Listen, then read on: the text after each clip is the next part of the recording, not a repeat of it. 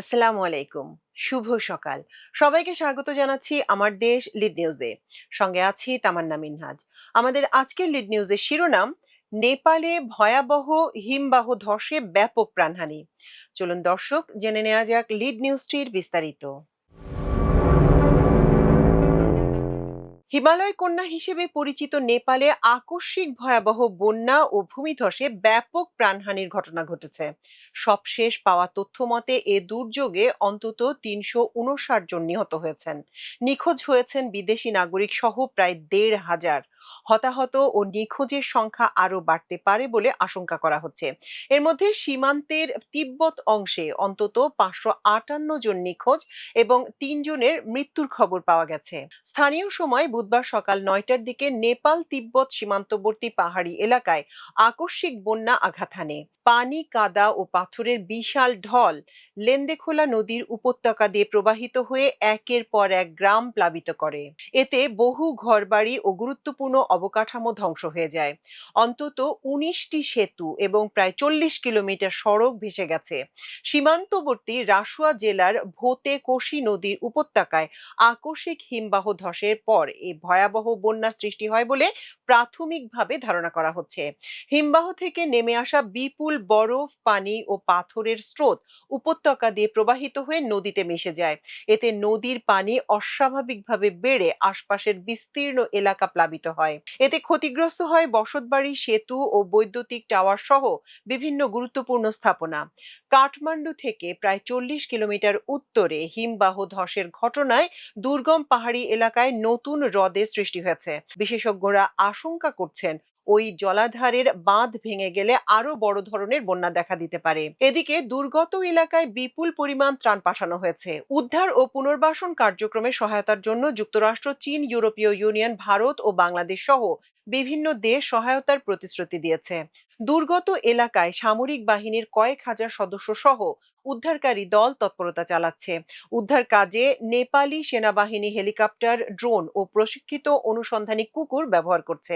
তবে নদীর পানির উচ্চতা, ক্ষতিগ্রস্ত সড়ক এবং ব্যাপক কাদার কারণে সবচেয়ে ক্ষতিগ্রস্ত কয়েকটি এলাকায় পৌঁছানো কঠিন হয়ে পড়েছে। সীমান্তের অপর পাশে তিব্বতেও গভীর পলি জমে থাকায় দুর্গত এলাকায় পৌঁছাতে চীনা উদ্ধারকারী দলগুলোর কার্যক্রম ব্যাহত হচ্ছে। নিখোঁজদের মধ্যে বিভিন্ন দেশের ৫ শতাধিক পর্যটক রয়েছেন। নেপালের পর্যটন বিভাগের তথ্যানুযায়ী নিখোঁজ বিদেশিদের মধ্যে ভারতীয় নাগরিক সবচেয়ে বেশি। শেষ খবর পাওয়া পর্যন্ত ১৭৭ ভারতীয় নাগরিক নিখোঁজ রয়েছেন। এছাড়া চীনের ১০০, যুক্তরাষ্ট্রের ৬৩, মালয়েশিয়ার ৫৫, ইউক্রেনের ৫৩, অস্ট্রেলিয়ার ৩৪, যুক্তরাজ্যের ৩৩, কানাডার ২৫, দক্ষিণ কোরিয়ার ১৯, জার্মানির ৮ ও জাপানের ৮ জন নিখোঁজ থাকার তথ্য পাওয়া গেছে। এর বাইরে নিউজিল্যান্ড ও রাশিয়ার ৫ জন করে এবং সিঙ্গাপুর ও দক্ষিণ আফ্রিকার ৬ জন করে নাগরিকেরও খোঁজ পাওয়া যাচ্ছে না। Belarus, Belgium, Finland, France, Hungary, Ireland, Israel, Kazakhstan, Latvia, Lithuania, Netherlands, Philippines, Portugal, Spain ও সুইডেনেরও কয়েকজন নাগরিক নিখোঁজ রয়েছেন বলে নেপালের কর্মকর্তারা জানিয়েছেন। তবে এখন পর্যন্ত এ ঘটনায় কোনো বাংলাদেশি নাগরিক হতাহত বা নিখোঁজ হওয়ার খবর পাওয়া যায়নি। নেপাল চীন সীমান্তের কাছে ভয়াবহ বন্যার পর নতুন করে বিপর্যয়ের আশঙ্কা দেখা দিয়েছে। ভূমিধসে তৈরি হয়েছে নতুন হ্রদ। এতে প্রায় ২০ লাখ ঘনমিটার পানি জমেছে।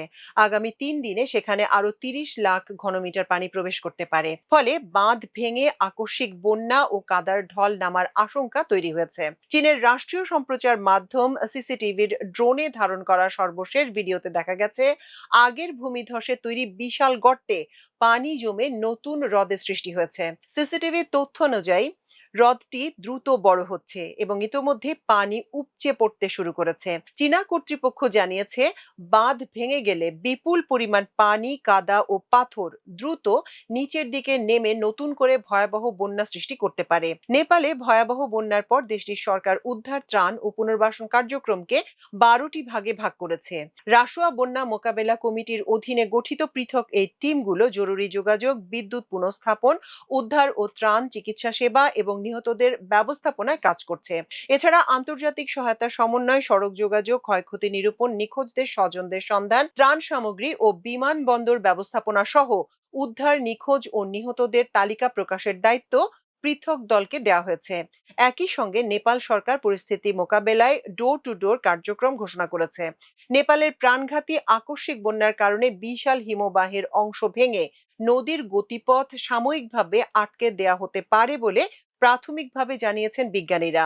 তাদের ধারণা, জমে থাকা পানি পরে প্রচন্ড গতিতে ভাটির দিকে ধেয়ে এসে ভয়াবহ বন্যা সৃষ্টি করতে পারে। যুক্তরাষ্ট্র ভিত্তিক ভূতাত্ত্বিক জরিপ সংস্থা বুধবার 5.2 মাত্রার কম্পনে হিমবাহ ধসের কথা জানিয়েছে।